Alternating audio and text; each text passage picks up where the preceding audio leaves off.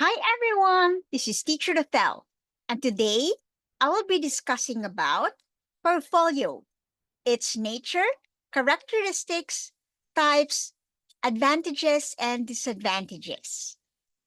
Portfolios have been used as a primary method of documentation and evaluation in various fields such as art, architecture, modeling, photography, and journalism.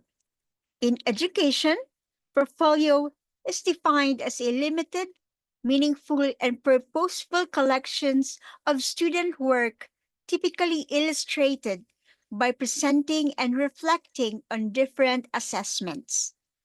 Usually, it includes specific and predetermined guidelines for the selection of contents, criteria for scoring, and evidence of student self reflection on what has been accomplished. In other words, a portfolio is a collection of student work that is used in determining or documenting the progress of students towards achieving learning targets or objectives set for them. On the other hand, portfolio assessment is a purposeful, systematic process of collecting and evaluating student formative and or summative assessments to document progress towards the attainment of learning targets or show evidence that learning targets have been achieved. There are various characteristics of an effective portfolio. For one, a portfolio is purposeful. An effective portfolio is founded on a rationale for why certain works would be included, how a portfolio is to be used, and why a portfolio is better than other types of assessment. In simple words, a portfolio has a specific purpose. Second, a portfolio represents a systematic and well organized collection of materials that make up a meaningful sample of student work. It is not simple, or it is not simply designed as a comprehensive or exhaustive collection of assessments.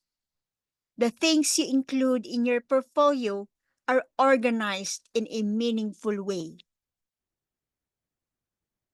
The third characteristic is that pre-established guidelines are established so that it is made clear that materials should be included. These predetermined guidelines are presented to students, guidelines which cover the contents, how these contents are to be arranged, and the scoring guides such as rubric, which will be used in scoring the portfolio. Fourth characteristic is that students are engaged in the process of selecting some of the materials and by continually evaluating and reflecting on their work. Students are active participants in the development of their portfolio. Aside from collecting and selecting the portfolio contents, they also continuously reflect and evaluate their work. Next, effective portfolios are designed to engage and motivate students and allow them to individualize their submissions. Portfolios should not only be used as a way of documenting student progress, but also as a means in engaging and motivating students. Next, it is based on clear and well specified scoring criteria. Progress is documented with the evaluations. These scoring criteria are presented ahead of time to students so that they are aware of how their work will be evaluated and how they can best achieve quality work. Also, conferences are held between teacher and student to review progress, identify areas that need further improvement, and facilitate student reflection. With student-teacher conferences, students reflect on and become informed of their progress and in which areas they need to improve on. Now we go to the different types of portfolios. The first main type is the documentation portfolio, which has subtypes: celebration, competence, and project. Documentation portfolios show student work that illustrates achievement, often aligned to learning targets. The first subtype is the celebration, or what we call the showcase or display or best work portfolio. Celebration portfolio shows students' best work. The student selects his or her best work, what he or she is most proud of, or to show results of a project. This type of portfolio encourages self reflection and self evaluation, but makes scoring more difficult and time consuming because of the unique structure and content of each portfolio. The examples of contents included in this type of portfolio are the highest scored tests, highest graded papers, and best projects. The next subtype of portfolio under documentation is the competence portfolio. This type of portfolio shows levels of achievement reached in relation to learning targets. It is structured to provide evidence that a targeted level of proficiency has been achieved. The criteria for determination of mastery or competence need to be clearly defined. So, in this type of portfolio, we can see whether the students have reached the learning targets set for them.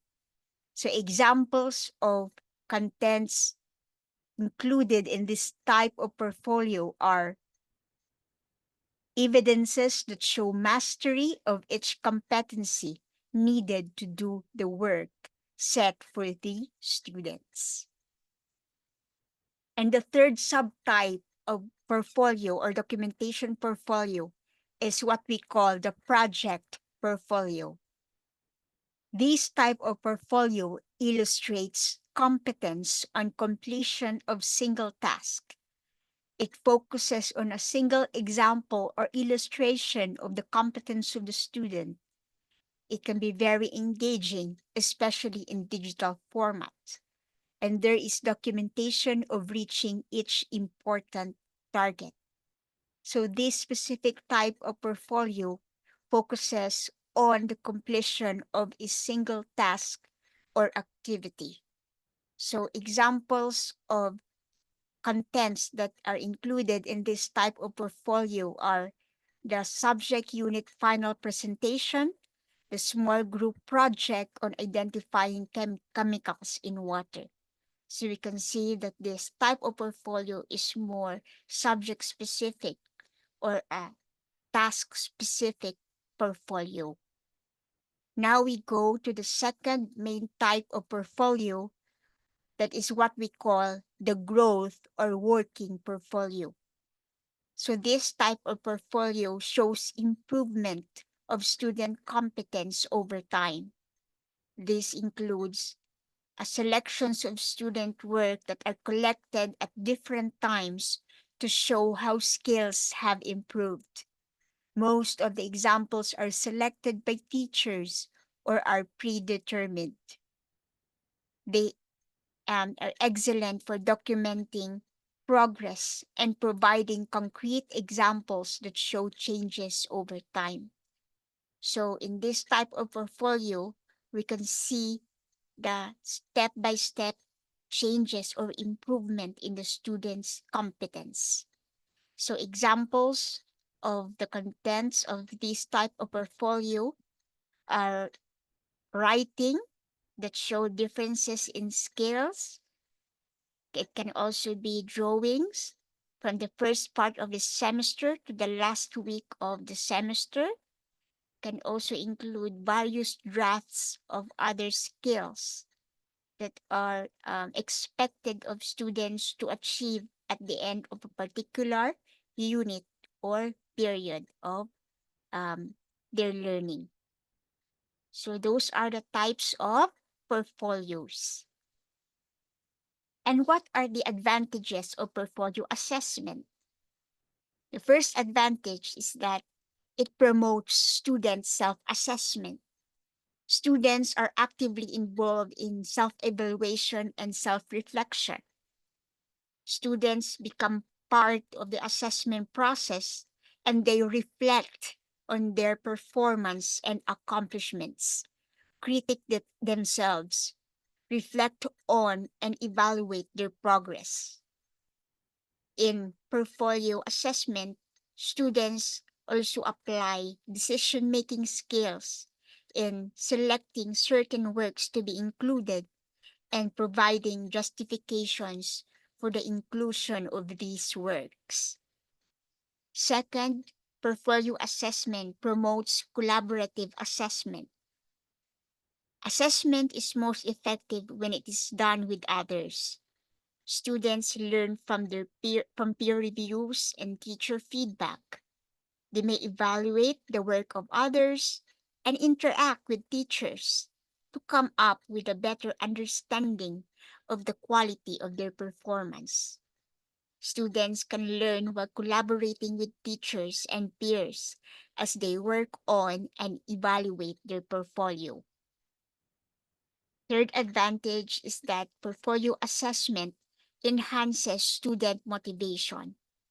Motivation is enhanced as students see the link between their efforts and accomplishments, and as they exert greater control over their learning. Students become more engaged in learning because both instruction and assessment shift from being completely externally controlled by the teacher to a mix of external and internal control. Depending on the type of portfolio, students can decide what will be included in their portfolio and thus increases students' engagement and motivation. The fourth advantage is that systematic assessment is ongoing. Assessment is continuous and integrally related to learning. Portfolios promote an ongoing process wherein students demonstrate performance, evaluate and revise to learn and produce improved work. Often, formative as well as summative assessments are included. With portfolios, well-developed criteria are used to continually evaluate student progress and provide meaningful, targeted feedback. Next one, portfolio assessment. Here, the focus is on improvement and not comparison with others. Because most portfolios contain samples of student work over time, they focus on self-improvement rather than comparison with others. And this reinforces self-referencing in terms of assessment. Also, focus is on students' strengths, that is, on what they can do. In developing portfolios, students are able to reflect on their strengths and on areas that need improvement. Also, assessment process is individualized when we are dealing with portfolio assessment. Assessment and learning are individualized because each student has a unique set of materials in his or her portfolio. Also, reflection in portfolios differ from student to student. Next, portfolio assessment allows demonstration of unique accomplishments. Even though the overall learning targets are the same, portfolios easily accommodate individual differences among students and can show unique capabilities and accomplishments. With portfolios, students are given avenues or opportunities to showcase their individual and unique capabilities. So, those are the advantages of portfolio assessment. And to add, portfolio assessment also provides concrete examples of for parent conferences. Portfolio serves as direct and concrete evidence of student work. Also, products can be used for individualized teacher diagnosis. Teachers can use the content of individual portfolios to detect students' weaknesses or learning difficulties. Portfolios can provide clues as to areas or competences the students need to improve on. And lastly, portfolio assessment provides flexibility and adaptability. Knowing individual students' strengths and weaknesses and interests, teachers can adjust instruction and in order to cater to its students' individual needs. Portfolios are flexible and adaptable assessments that can be tailored or accommodated to the individual student's needs and characteristics. And those are the advantages of portfolio assessment. Now we go to the advantages. With portfolio assessment, scoring difficulties may lead to low reliability. Like other performance assessments, scoring is a major drawback in portfolio assessment.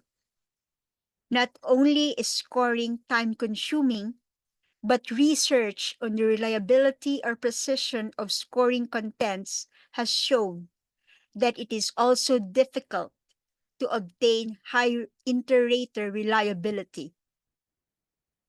When you say inter-rater reliability, it is the degree of agreement or consistency among multiple raters or evaluators when assessing the same thing or phenomenon. In other words, what is the degree of agreement among the judgments of the inter-raters or the raters or evaluators pertaining to a certain thing.